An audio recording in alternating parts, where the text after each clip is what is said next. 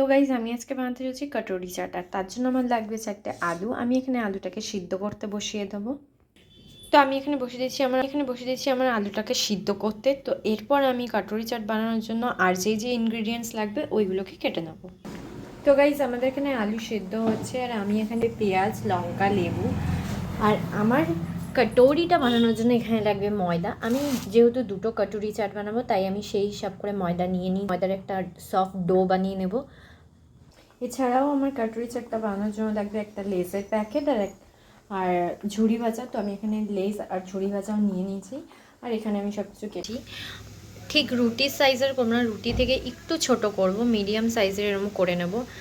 এবার বানিয়ে রাখা ময়দার এই রুটিগুলোকে গ্লাসের মধ্যে আটকে এরকম একটা কটরি মতন করে এটাকে কাঁটা চামচ দিয়ে ফুটো ফুটো করে নেব। তারপর এটাকে নিয়ে আমরা চলে যাব কড়াইয়ের মধ্যে। কড়াইয়ে আমি বসে দিয়েছি তেল গরম করতে। এবার এর মধ্যে আমি দিয়ে দেবো আমার এই গ্লাসটা।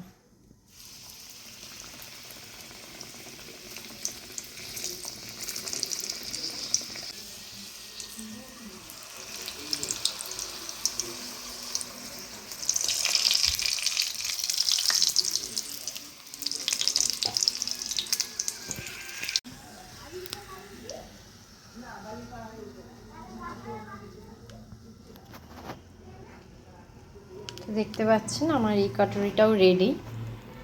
তো আমার কটরিগুলো রেডি হয়ে গেছে। এবার আমি এর মধ্যে দিয়ে দেবো প্রথমে আলু।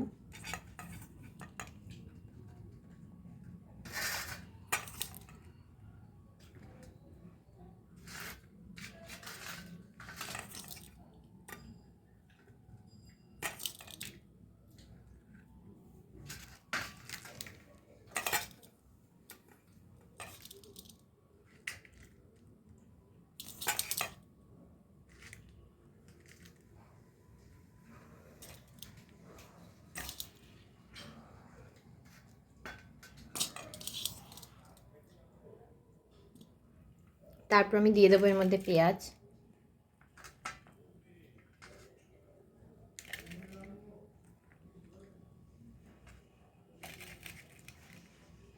যদি তোমাদের বাড়িতে দই অ্যাভেলেবেল থাকে তাহলে তোমরা দই টমেটোও দিতে পারো। আমার বাড়িতে দই ছিল না, টমেটোও ছিল না, আমার আর বাইরে দিয়ে গিয়ে আনতে ইচ্ছা করছিল না, তো যা ছিল তা দিয়েই করেছি আমি। তারপর দিয়ে দেবো লঙ্কা কেটে রাখা।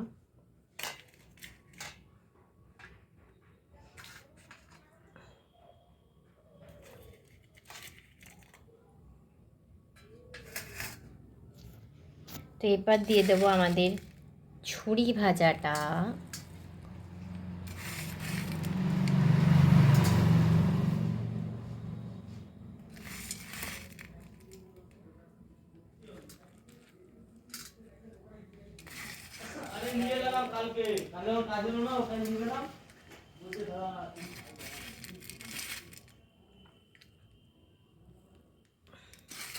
এবার দিয়ে দেবো আমাদের চিপস। আমাদের কটরি তো হয়ে গেছে একদম লোডেড, জায়গাই নেই। আমাদের কটরি হয়ে গেছে ছোট, কিন্তু আমাদের ইনগ্রেডিয়েন্টস হয়ে গেছে অনেক। ওপর দিয়ে আমরা দিয়ে দেবো একটু চাট মশলা ফর টেস্ট।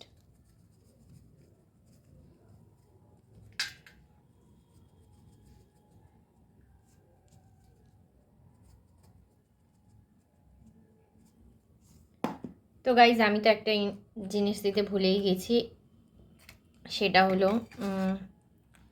লেবু। তো এর উপর দিয়ে একটু একটু লেবু দিয়ে দেবো।